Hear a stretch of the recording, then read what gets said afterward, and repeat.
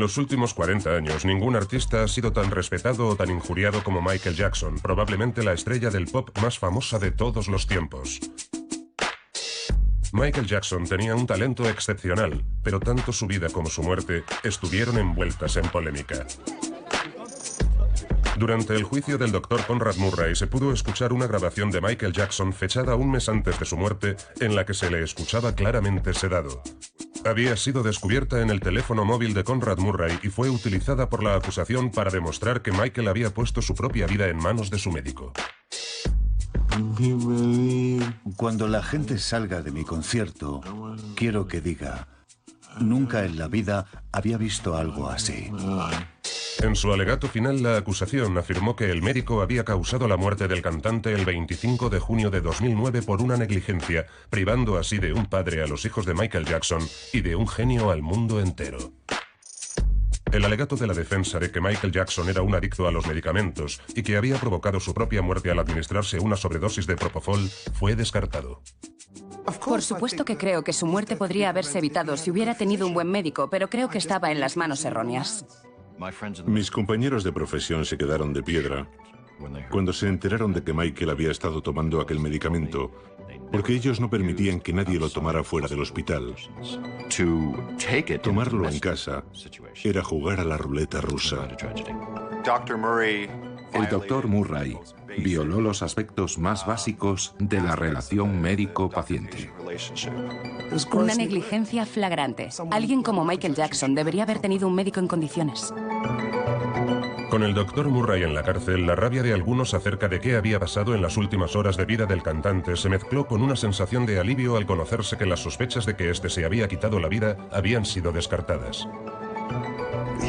Tenía muchas razones para vivir. Para empezar, no lo habría hecho por sus hijos, que lo eran todo para él. Es totalmente inconcebible que Michael se haya suicidado. No cabe duda de que a pesar de su temprana y trágica muerte, la leyenda de Michael Jackson, el hombre que pasaría a ser conocido como el rey del pop, estaba predestinada a pervivir en el tiempo.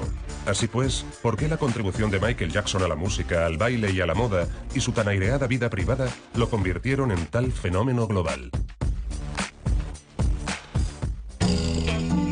Michael Joseph Jackson nació en la ciudad industrial de Gary, en Indiana, el 29 de agosto de 1958 y fue el séptimo de 9 hermanos.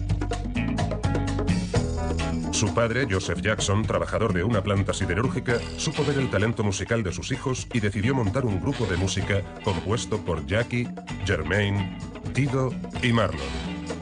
En 1963, cuando Michael tenía tan solo 5 años, también se unió al grupo. Joe hacía mucho hincapié en la disciplina y estipuló un estricto régimen de ensayos para Michael y sus hermanos. Las innumerables horas de ensayos apenas les dejaban tiempo para disfrutar de otras actividades típicas de su edad. ¿Has conocido a Joe? He hablado con él varias veces. ¿Y? Y... bueno, es el padre de Michael. Pero no se parecen en nada. Son como el día y la noche. Si uno echa un vistazo a su vida, puede comprobar que había sido soldador en una ciudad muy pobre del centro de Estados Unidos y que se vio lanzado al estrellato a través de sus hijos, mientras que Michael es todo lo contrario. Cuando Michael hablaba de la relación con su padre, la calificaba de turbulenta. Joe estaba tan obcecado con que sus hijos alcanzaran el éxito que si en los ensayos titubeaban en una nota o se equivocaban en un paso, las reprimendas físicas podían ser muy duras. El propio Michael habló de los terribles castigos que les propinaba su padre. La palabra era paliza. Solía contar que su padre se sentaba con un cinturón en la mano a observar cómo ensayaban, preparado para pegarles si se equivocaban en algo. Pero también afirmaba que era un genio por haberles inculcado la disciplina necesaria para realizar actuaciones tan ágiles sobre el escenario. Yo creo que Michael era una persona muy sensible. Y si bien algunos padres son realmente estrictos, hay niños que son capaces de soportar esa severidad y otros a los que eso les afecta enormemente. La gente reacciona de diferente manera a ese tipo de abusos y creo que a algunos de sus hermanos no les afectó tanto psicológicamente como a Michael. A él le afectó mucho y aunque a lo largo de su vida siempre creyó que su padre le había alentado y animado, Sintió que nunca le había tratado como a un hijo. Cada vez que hablaba de su padre se le cambiaba la cara. Se le notaba que todo lo que tenía que ver con su padre le creaba tensión. Estaba claro que le había hecho mucho daño. El propio Michael decía que de niño le habían hecho trabajar demasiado, pero al mismo tiempo recordaba cuánto se había divertido cantando y bailando. Solía hablarme de su niñez y lo hacía abiertamente. En cuanto a la relación con su padre, lo que la gente no sabe es que había perdonado a su padre por parte del daño que le había causado y que hacia el final de su vida la relación con él era bastante buena. Creo que Michael perdonó gran parte de las cosas que habían pasado tantos años atrás. Creo que si Joe no hubiera hecho lo que hizo, no habría existido Michael Jackson como tal. No soy de los que señalan a su padre con dedo acusador. Cogió a una familia muy pobre, supo ver el talento y se lo ofreció al mundo. A los 8 años, Michael se había erigido en el vocalista principal del grupo. The Jackson Brothers cambiaron su nombre a The Jackson 5 y actuaron en numerosos locales del medio oeste de los Estados Unidos. Joe Jackson estaba completamente seguro de que podía convertir a sus hijos en estrellas. Creo que en cierto modo le descolocaba que Michael fuera claramente el hermano con más talento de todos, porque no era el hijo con el que mejor se entendía, y quizá era el que se llevaba la peor parte. Desde muy pequeño, Michael dejó claras sus destrezas y sus recursos y sorprendió a todo el público con sus bailes y su capacidad para transmitir las emociones más intensas.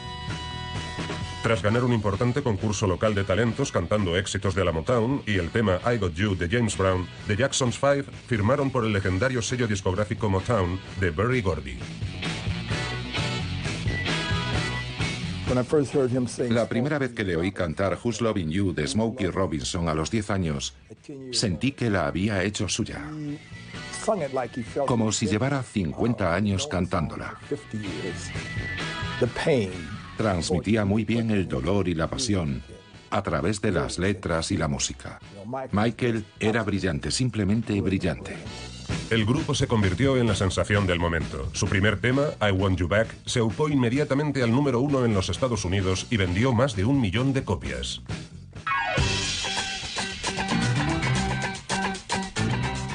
En cuanto bajabas la aguja y pinchabas I Want You Back, te quedabas sin palabras. Primero por aquel piano increscendo y luego por aquel lamento de Michael Jackson lleno de carisma.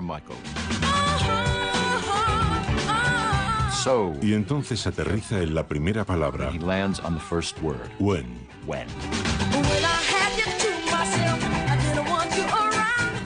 Y con una sola palabra, aquel joven de extraordinario talento nos tiene ganados. I Want You Back es la canción pop perfecta. En cuanto suena por los altavoces sientes que está llena de vitalidad. Tenía matices de soul, pero también de bubblegum pop.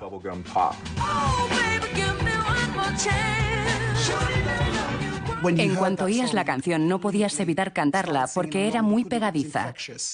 Y no solo porque fuera pegadiza, sino por la manera tan perfecta de cantarla, de aquel jovencito acompañado de sus hermanos. Te preguntabas, ¿cómo lo hacen?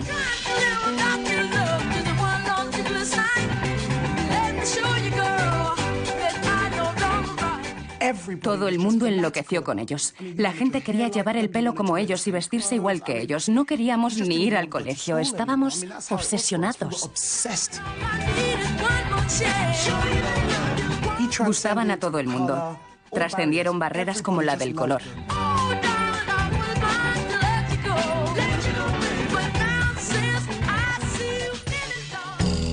Michael, el más pequeño de los hermanos y líder del grupo, tenía solo 11 años, pero el sello discográfico aseguraba que tenía tan solo 9 años para que despertara aún más ternura. The Jacksons 5 plasmaron la tan manida paradoja de las estrellas infantiles, una combinación de vitalidad infantil con unos increíbles pasos de baile. Estaba claro que Joe, el padre, les había inculcado la necesidad de llamar la atención tanto por su aspecto como por su música. Y qué duda cabe que aquel enorme peinado a lo afro también ayudó, igual que las coloridas camisas y los pantalones de pata de elefante. Eran auténticos y se convirtieron inmediatamente en un referente cultural. El fenómeno Jackson se propagó por todo el país y menos de un año después de su debut, The Jackson 5 se hicieron un hueco entre los nombres más importantes de la música pop. Sus primeros 4 singles alcanzaron el número 1 en los Estados Unidos y también fueron un éxito internacional. No faltan voces que afirman que aquel increíble éxito internacional se debió principalmente a Michael, a su extraordinaria y versátil voz y a sus ágiles pasos de baile. Aunque Michael era muy joven, era muy sensible. Quizá porque era el hermano más pequeño y porque había sufrido los malos tratos de su padre, como luego se ha sabido. O quizá porque era muy solitario, como él ha dicho. El caso es que maduró antes que muchos niños y por eso podía cantar con tanto sentimiento las letras. Michael era un niño muy maduro. Tenía mucha capacidad para innovar y todo lo hacía bien. Gracias a la experiencia de ser una estrella infantil, entabló amistad con Mark Lester, que se había labrado un nombre como actor en la película de 1968, Oliver. Michael empezó a los 5 años, igual que yo. Así que no paraban de compararnos. Obviamente la fama de Michael era infinitamente mayor que la mía. Pero como ambos habíamos estado en el candelero desde muy pequeños, solíamos compartir recuerdos de nuestra niñez. Estábamos en Estados Unidos cuando empezaron a salir las revistas para adolescentes, entre ellas Tiger Beat y 17. Había 4 personas que solían copar las portadas. Una era Michael, obviamente el más destacado, y luego estaban Donny Osmond, David Cassidy, Jack Wild y yo. Éramos 5, los que salíamos casi siempre en aquellas revistas. Michael solía hojearlas. Cuando aparecía él en una página, muchas veces aparecía yo en la siguiente. Por eso él pensaba que nuestras carreras corrían paralelas. Michael me dijo que le había gustado la película Oliver, que había sido su musical favorito y que lo seguía siendo. Oír algo así resultaba curioso viniendo de Michael, que había dominado las listas de éxitos tanto tiempo con tantos discos maravillosos. El hecho de que me dijera que Oliver era su película favorita era algo más, un verdadero honor. En 1972, Michael saboreó por primera vez las mieles del éxito en solitario con la canción que daba título a la película Ben, un éxito en todo el mundo. Estaba claro que aquellos primeros años, Michael estaba aprovechando todas las oportunidades para preparar su futuro. Cuando no estaba actuando, estaba en uno de los laterales del escenario del Apollo o del Regal, observando a gente como James Brown, Smokey Robinson y Jackie Wilson, observando y aprendiendo, absorbiendo. Era un gran estudioso de su oficio y de esta forma, cuando le llegó su turno de lanzarse en solitario, tenía ya muchas ideas. En 1975, tras 13 álbumes y un sinfín de hits, el sello Motown y The Jacksons separarían sus caminos. El nuevo viaje iniciado por los rebautizados The Jacksons con Epic Records empezó con buen pie y los éxitos no tardaron en sucederse. En 1977, Michael Jackson apareció en la película El Mago, un remake de El Mago de Oz interpretado solo por actores negros. Michael interpretó al espantapájaros y Diana Ross a Dorothy. Fue allí, en el set de rodaje de El Mago, donde Michael Jackson conoció a Quincy Jones. Resultado de aquel encuentro fue que Quincy Jones produjo el primer y sorprendente disco de Michael Jackson en solitario, Off the Wall. Su primer single fue Don't Stop Till You Get Enough.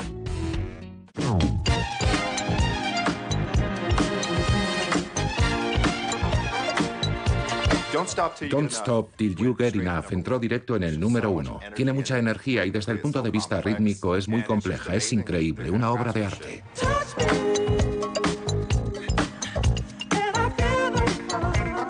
A su madre le preocupaba que el título de la canción, No pares hasta que estés saciado, se interpretara con connotaciones sexuales. Michael le dijo, que la gente piense lo que quiera.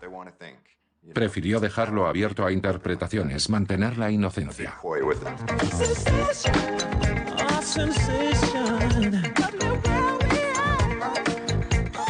Don't Stop Till You Get Enough se convirtió en un verdadero punto de inflexión para Michael Jackson porque venía a corroborar su independencia del grupo.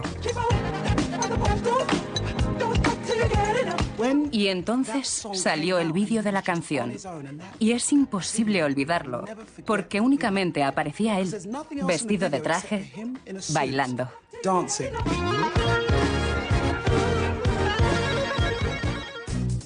Off the Wall confirmó a Michael Jackson como artista de un talento innegable y estrella de pleno derecho. Se vendieron 7 millones de copias del álbum y Michael obtuvo el disco de platino. El éxito del disco desembocó en 9 años de trabajo entre Michael y Quincy Jones. Su siguiente colaboración fue en el álbum Thriller en 1982. El primer single de aquel disco, The Girl Is Mine, no llamó mucho la atención. Era simplemente un tema pop agradable. Luego un dúo con Paul McCartney alcanzó el número 2 y vendió el 1.000.000 de copias, pero no se convirtió en un clásico. Y entonces llegó Billie Jean y tembló el suelo bajo nuestros pies. Billie Jean es probablemente la canción más famosa de Michael.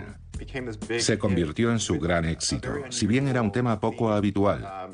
Era un tema oscuro sobre la desconfianza, la ansiedad y la paranoia.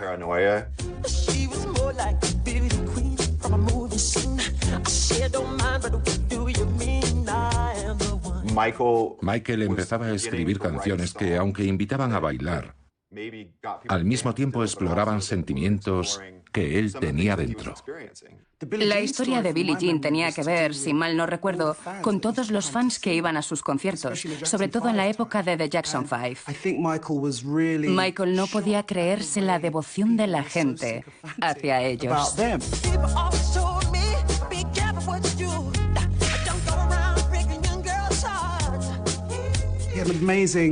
Tenía mucha creatividad y convirtió aquel fanatismo hacia él en la historia de una canción.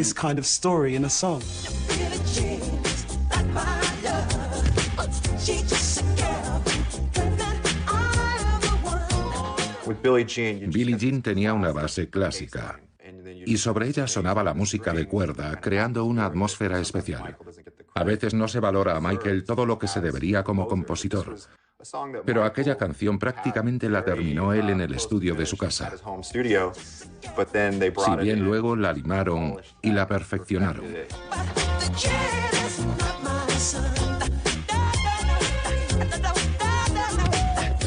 El vídeo de Billie Jean era sorprendente porque era un set de rodaje y cada vez que daba un paso se encendían las luces. Había ensayado aquellos pasos hasta que se los supo con los ojos cerrados. Lo tenía todo controlado y los ejecutaba a la perfección. Resultaba increíble cómo era capaz de aparecer en un set de rodaje y conseguir que no pudieras despegar los ojos de la pantalla. En cuanto aparecía caminando por la calle, te hechizaba. Si lo piensas bien, la idea era muy sencilla, pero su forma de ejecutarla te hipnotizaba.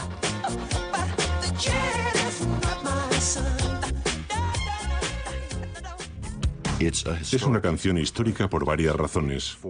Obligó a la MTV a poner vídeos de artistas negros. Walter Yetnikoff, que entonces era el director del sello CBS Records, dijo: si no ponéis Billie Jean, despedíos de nuestros vídeos. Como Billie Jean era un gran éxito, la MTV tuvo que retractarse, y desde entonces obviamente se ha visto artistas negros en la MTV. Beat It, el tercer single del álbum Thriller con el solo de guitarra de Van Halen, multiplicó la capacidad de atracción de Michael Jackson, ya que llegó a los amantes del rock. El título que daba nombre al álbum, Thriller, se convirtió en el cuarto single. Compuesto por Rod Temperton, el aclamado escritor de varios temas de Michael Jackson, se trataba de una canción con clase. Es un equipo inmejorable. Por un lado, Rod Temperton, un compositor fantástico. Por el otro, Quincy Jones, el productor más increíble de todos los tiempos. Y además, Michael Jackson, un artista extraordinario. 3 músicos increíbles, los mejores en su campo, crearon Thriller. Desde las 2 primeras notas, desde que las oyes, te enganchas.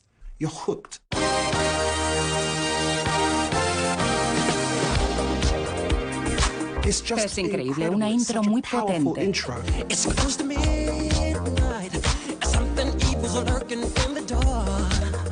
El vídeo resultó rompedor para la época, con una duración de más de 14 minutos. John Landis, un reputado director que había dirigido películas de miedo con un cierto toque satírico, se enroló en el proyecto. Combinó su talento con el de Michael Jackson y dio forma a aquel vídeo, que se convirtió en un fenómeno.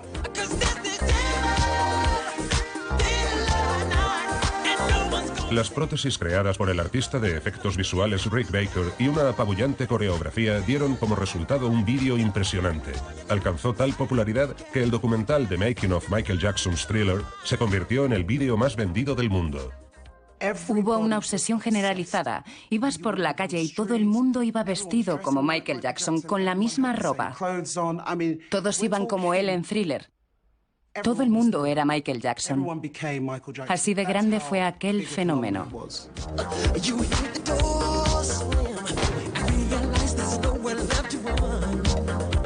Un fragmento memorable del single es la reconocible y espeluznante voz de Vincent Price, actor de numerosas películas de terror. Ya habían empezado a grabar y Quincy Jones dijo, ¿y si participa Vincent Price? Michael no sabía quién era, pero cuando Quincy se lo explicó, Michael aceptó sin dudarlo. Así que vino Vincent Price y creo que lo grabaron en 1 o 2 tomas.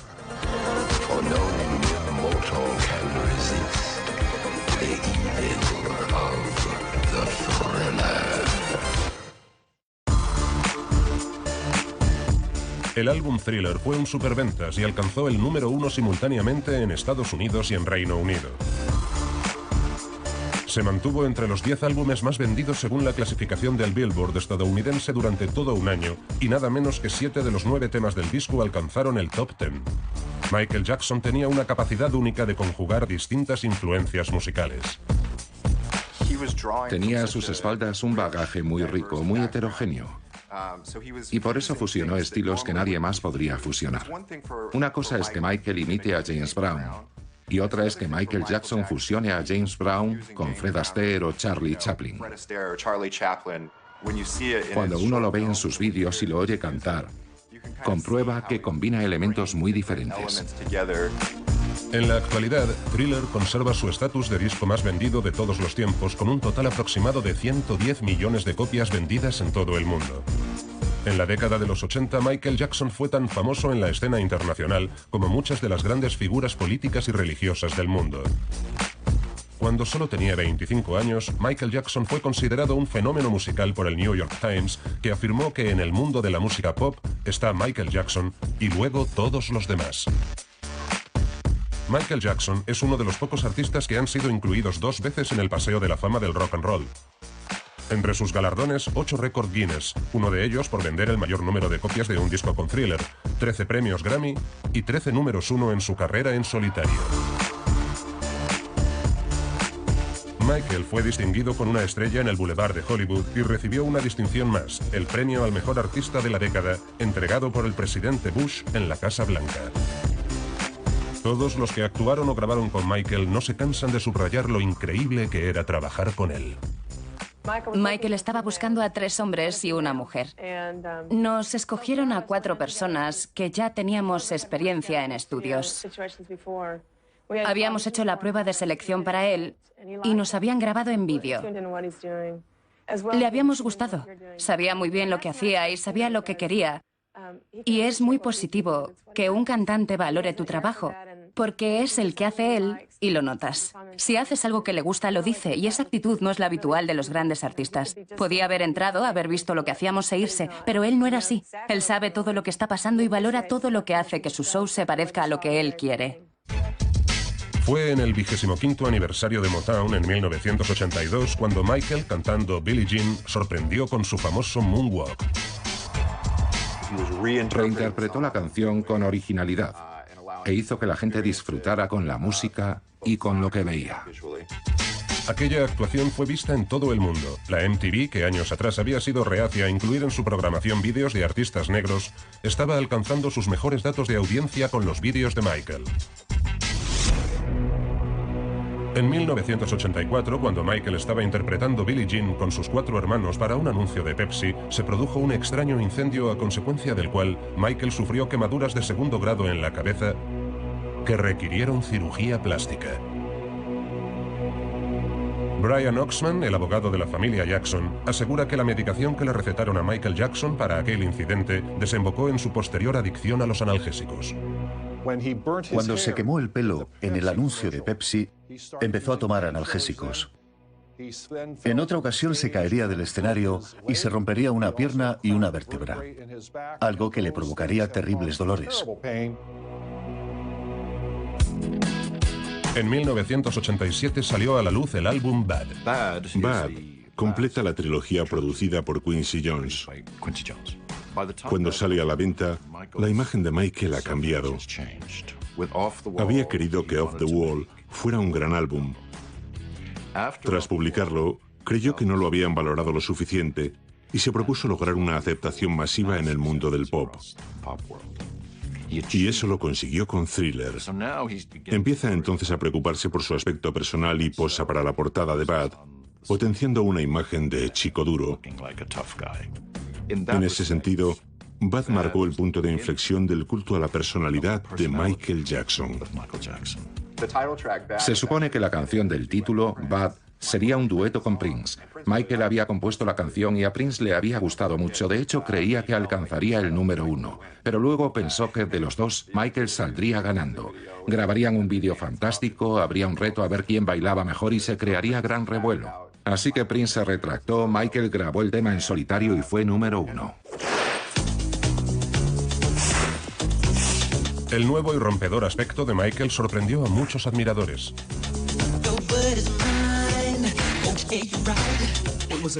Fue un gran cambio para todos. No podíamos creernos cuánto había cambiado su imagen. Los trajes habían desaparecido y ahora llevaba el pelo rizado y con aspecto mojado y una buena chaqueta de cuero. Todo muy rockero. Nunca le habíamos visto con un aspecto tan duro. Transmitía una imagen de tipo duro.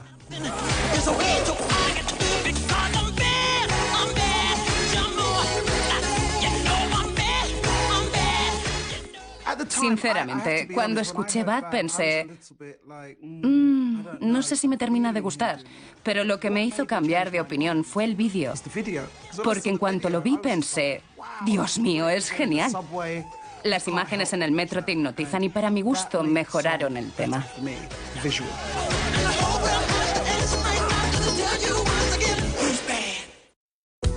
Por aquel entonces, Michael Jackson se encontraba en lo más alto de su fama con la gira de Bad y era el centro de atención de los medios de todo el mundo. Antes de subirse a los escenarios de Reino Unido, Michael entregó al príncipe Carlos y a la princesa Diana un cheque por valor de 300.000 libras esterlinas correspondiente a las ganancias por sus conciertos en Wembley. Aquel dinero iría destinado a la Fundación del Príncipe, una sociedad benéfica a favor de los niños más desfavorecidos. Michael también le entregó a la princesa Diana 2 chaquetas personalizadas de la gira mundial de Bad, una para cada uno de sus hijos, el príncipe Guillermo y el príncipe Enrique. En 1988, Michael Jackson se imaginó, concibió y construyó Neverland, el lugar en el que pasaría la mayor parte de su vida. Era un adulto en el punto álgido de su éxito que sentía la necesidad de vivir en un enorme parque de atracciones. Bautizado por el nombre de la legendaria isla de la novela Peter Pan de J.M. Barrie, Neverland se convirtió en el parque temático de ensueño de Michael. Tenía un zoo, una gigantesca noria y otras grandes atracciones. El rancho, de 1.200 hectáreas, estaba ubicado en Santa Bárbara, California, y requería los cuidados de 54 empleados a tiempo completo. Era el sueño de cualquier niño. Michael incluso tenía como mascota a un chimpancé. Recibí una invitación para ir a Neverland. Se abrieron las puertas principales y vi un camino de ladrillos amarillos. Una combinación de Charlie, la fábrica de chocolate y Disney World. Era una vía de escape. Cuando mis hijas tenían 6 o 7 años, visitamos Neverland y pasamos allí una semana con Michael. Nos subimos a todas las atracciones, visitamos el zoo, vimos una película en el cine. De hecho, podíamos ver la película que quisiéramos. Y al final de nuestra semana allí les pregunté a mis hijas, llevamos aquí una semana, ¿qué es lo que más os gusta de Neverland? Y ambas al mismo tiempo respondieron, Michael. Era un hombre que, teniendo dinero para hacer lo que quisiera con su propiedad, la convirtió en la casa de los niños.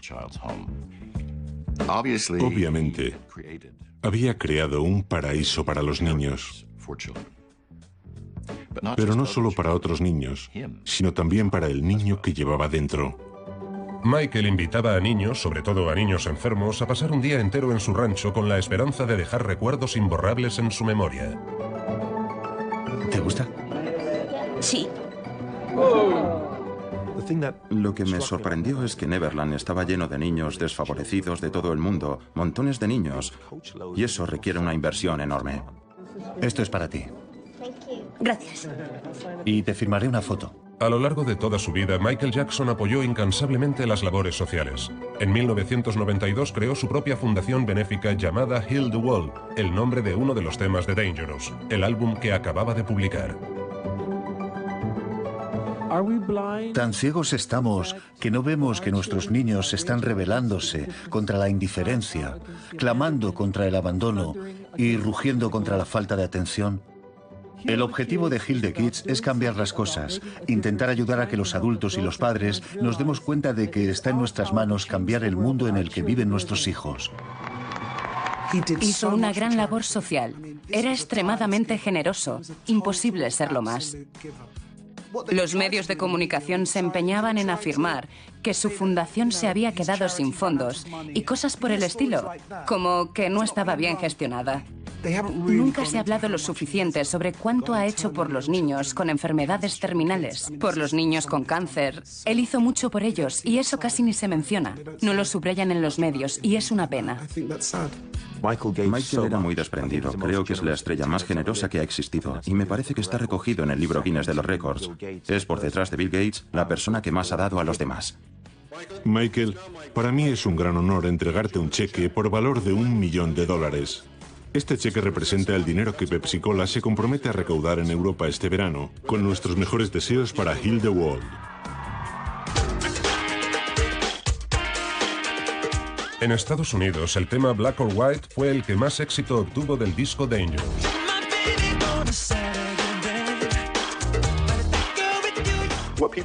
La gente suele olvidar que el vídeo de Black or White fue el vídeo más polémico de Michael y que fue censurado.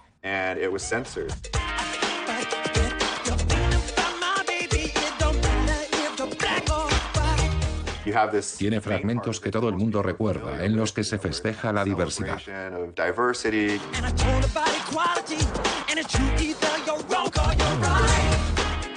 Y entonces al final del vídeo se ve a una pantera negra escapándose de su jaula. Michael plasma aquí la parte más oscura de la canción, haciendo un guiño al racismo. Y entonces manifiesta un salvaje sentimiento de indignación y se muestra violento, rompiendo ventanas. También hay un matiz sexual, pero es una sexualidad agresiva, y la gente no supo cómo tomárselo.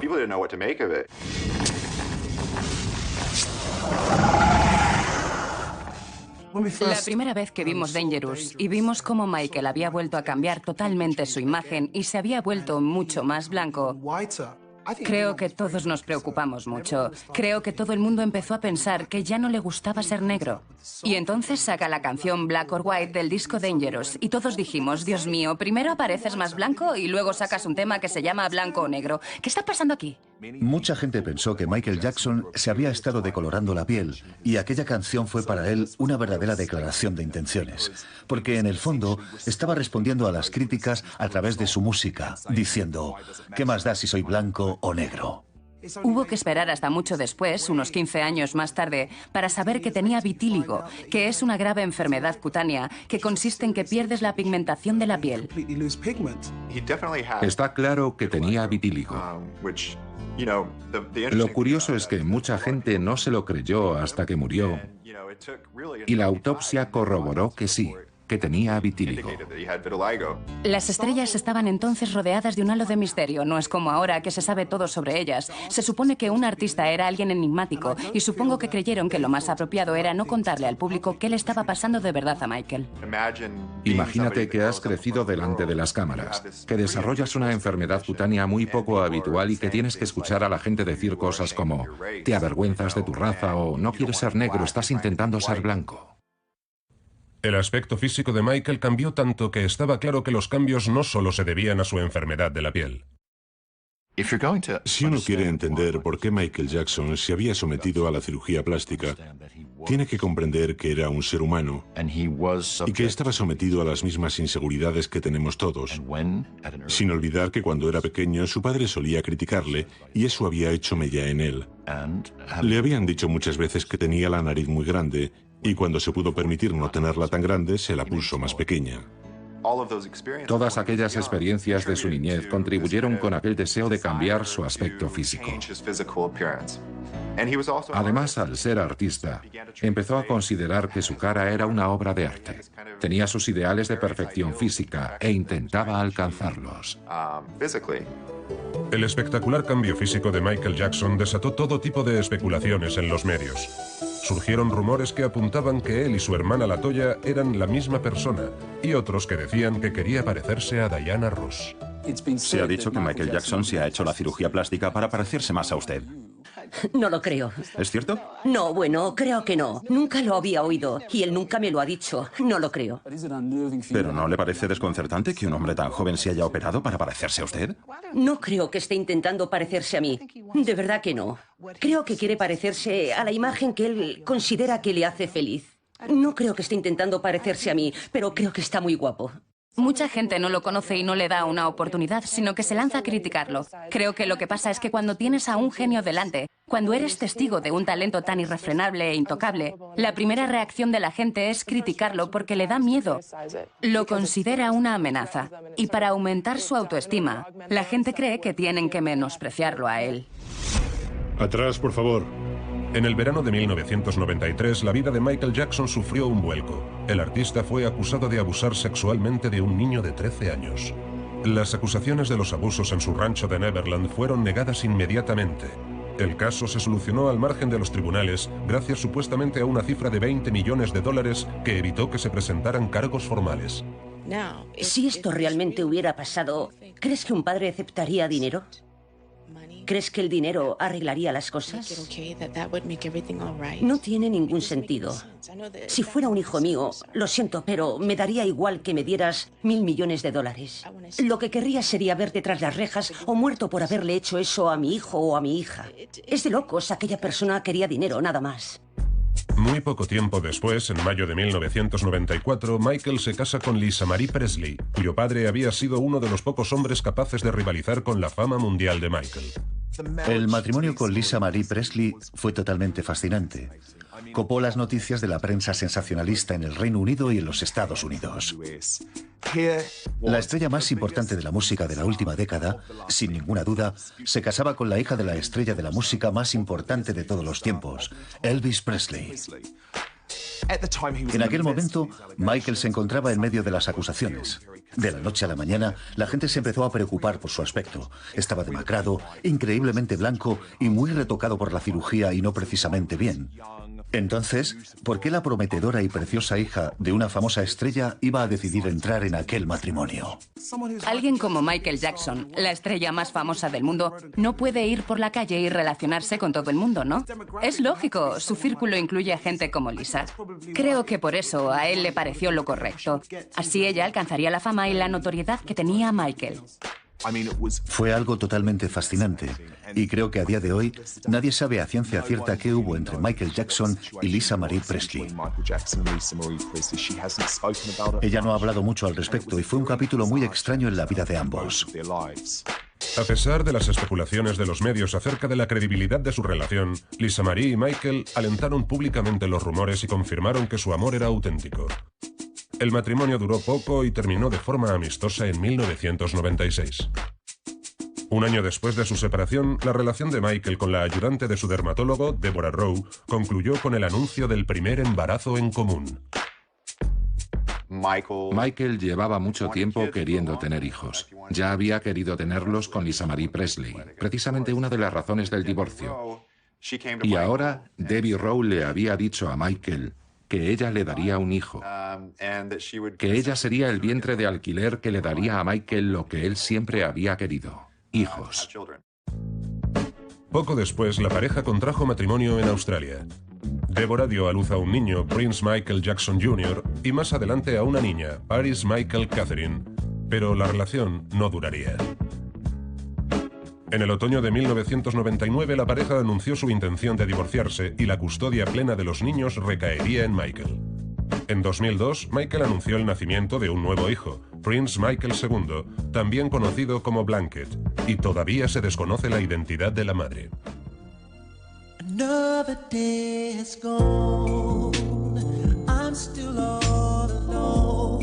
El single You Are Not Alone, extraído del álbum History, publicado en 1995, sigue siendo comercialmente una de las canciones más exitosas de Michael Jackson.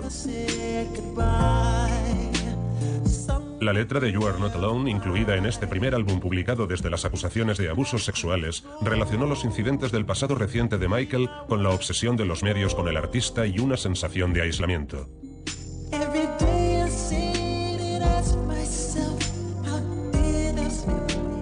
You Are Not Alone es una de esas canciones que puede ser interpretada de muchas formas.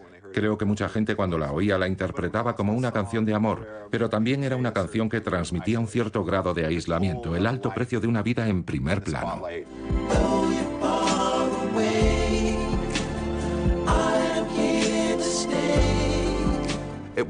Era una balada de Michael Jackson, una verdadera balada, y se convirtió en uno de sus grandes éxitos, si bien contra todo pronóstico, porque el vídeo era increíblemente extraño. Se veía a Michael Jackson casi desnudo, debajo de las sábanas, con su mujer, Lisa Marie Presley. Era un vídeo muy extraño, pero sigue siendo una de sus canciones más escuchadas.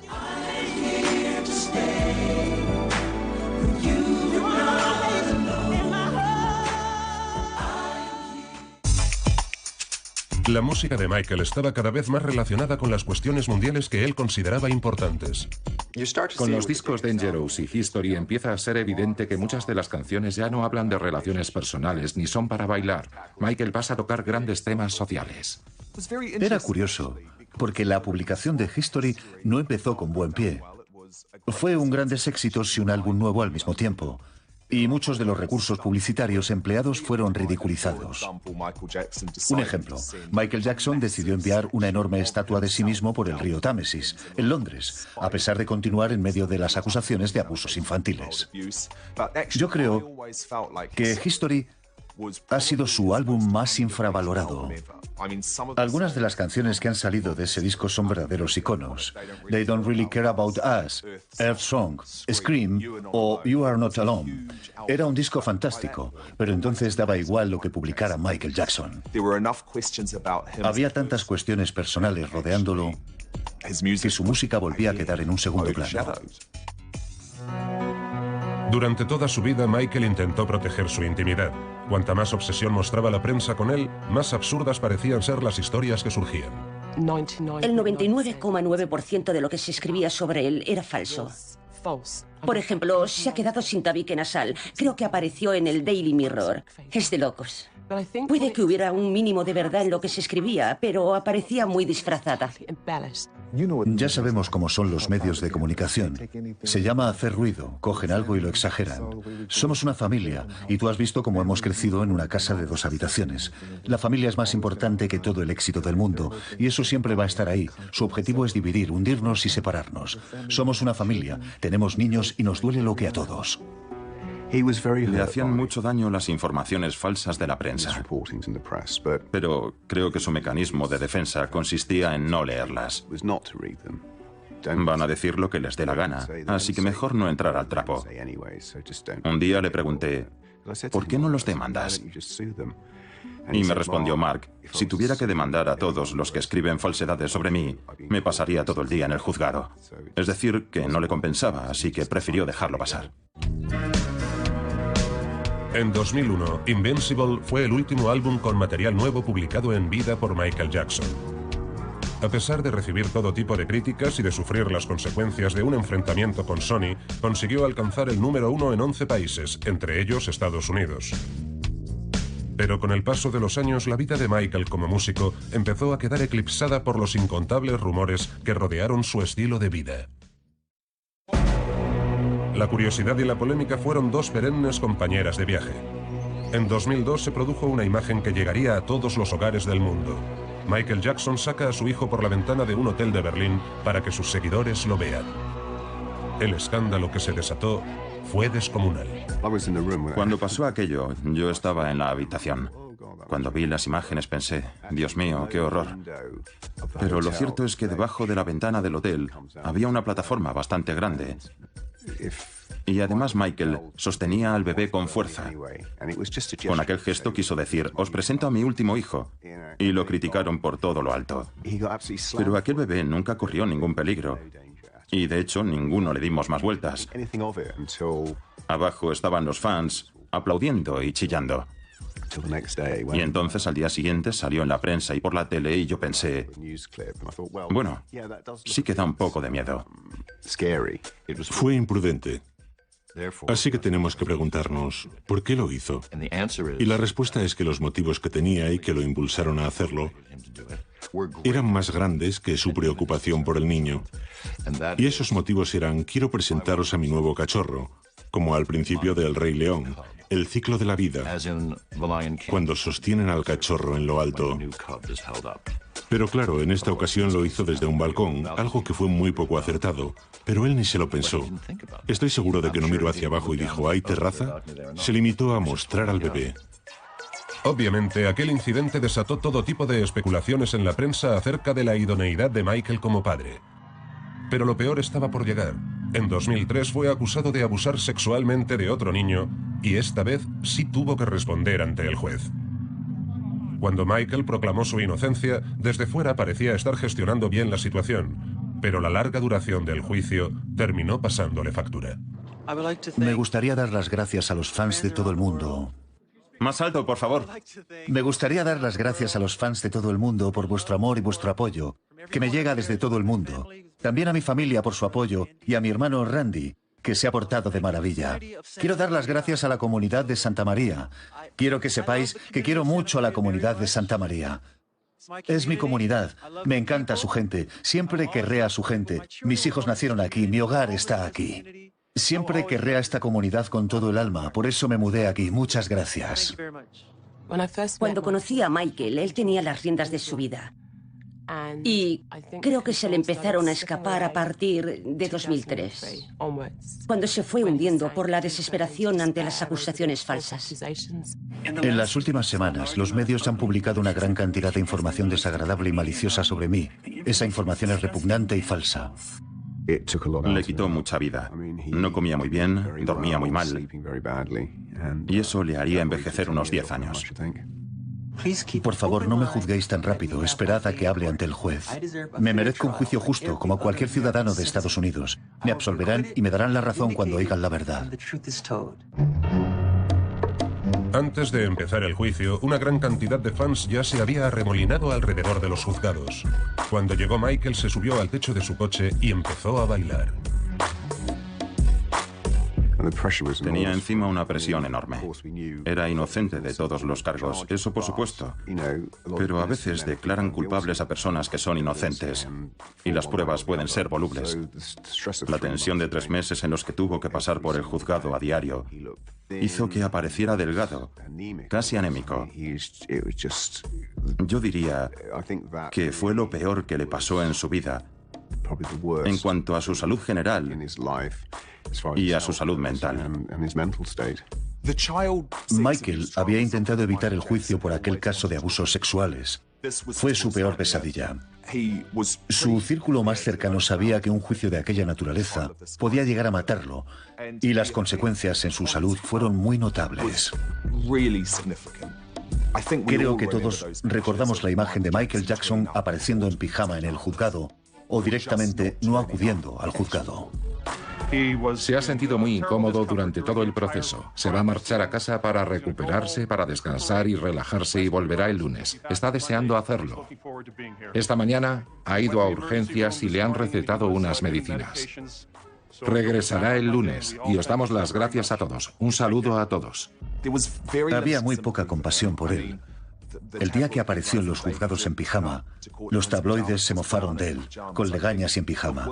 Fue la primera vez que el mundo entero, o al menos el mundo de los medios de comunicación, consideró que quizá tantos y tantos años esquivando la ley, ahora le estaban pasando factura. Me gustaría decirle a todo el mundo que yo apoyo a mi hijo, que no me creo nada de lo que se ha escrito sobre él, porque yo le he criado y sé que eso son meras invenciones. Apoyamos a nuestro hermano de todo corazón y estamos a su lado. Toda la familia nos estamos organizando para ir a visitarlo. El 13 de junio de 2005, Michael Jackson fue declarado no culpable y le fueron retirados todos los cargos. No había ningún afroamericano en el jurado. Tras tantas órdenes de búsqueda, tantos meses de investigación y tantos millones de dólares, ni siquiera consiguieron una acusación de consumo de alcohol. Lo hicieron para conseguir algo, pero ni siquiera consiguieron eso. Es decir, no se demostró lo culpable que era, sino lo inocente que era, lo limpio que estaba. Registraron la casa de arriba abajo y la mujer que presentó los cargos terminaría en la cárcel por fraude. Así que Michael fue la víctima. Se cree que la ansiedad causada por el juicio tuvo graves consecuencias en la salud de Michael Jackson, y la tensión, los constantes dolores de espalda y otros achaques desembocaron en una dependencia de medicamentos con receta. Michael tenía muchos dolores y eso es indudable. Necesitaba medicarse. Pero el problema es el consumo excesivo de medicamentos. Algo que creo que le cuesta mucho controlar a todo el mundo. Y sencillamente, él fue incapaz de controlarlo. A lo largo de los años, los amigos de Michael aseguran que hicieron todo lo posible para ayudarle a superar su dependencia. Se lo advertí muchas veces. En varias ocasiones se lo dije gritando. Le dije, Michael, esto te va a matar. Michael, te vas a morir. Cuando entré en su baño, vi muchísimos pastilleros y medicación muy variada. Demerol, Paxil, Zoloft. Demerol es un analgésico y Paxil y Zoloft son antidepresivos. Cuando vi todo aquello en el baño no pensé, es drogadicto ni nada por el estilo. Lo que pensé fue, igual está enfermo, así que quise saber más y le pregunté qué le pasaba. Me respondió, no, son por rutina, va todo bien. Los años posteriores al juicio por abusos sexuales y a pesar de haber sido absuelto de los cargos, Michael parece un hombre totalmente roto. Entonces empezaron a salir muchas noticias afirmando que Michael Jackson tenía problemas económicos y que su música ya no gozaba del mismo nivel de éxito. El mundo no estaba preparado para ver más allá de las excentricidades de Michael y de los escándalos que habían eclipsado su vida. Michael Jackson es un artista increíble y los artistas no siempre son normales. De hecho, algunos de los artistas más importantes son muy excéntricos y únicos, muy diferentes, y Michael era un gran artista. Vivió su vida de forma distinta, de una forma poco habitual. Pero cuando repasamos aquellas canciones, cuando revisitamos aquellos vídeos y escuchamos de nuevo aquellos discos, encontramos un verdadero torrente de arte que se merece toda la atención. La capacidad de atracción de Michael Jackson seguía intacta. Así se pudo comprobar en marzo de 2009, cuando anunció una serie de conciertos en el O2 Arena de Londres. Londres da la bienvenida al rey del pop, el gran Michael Jackson.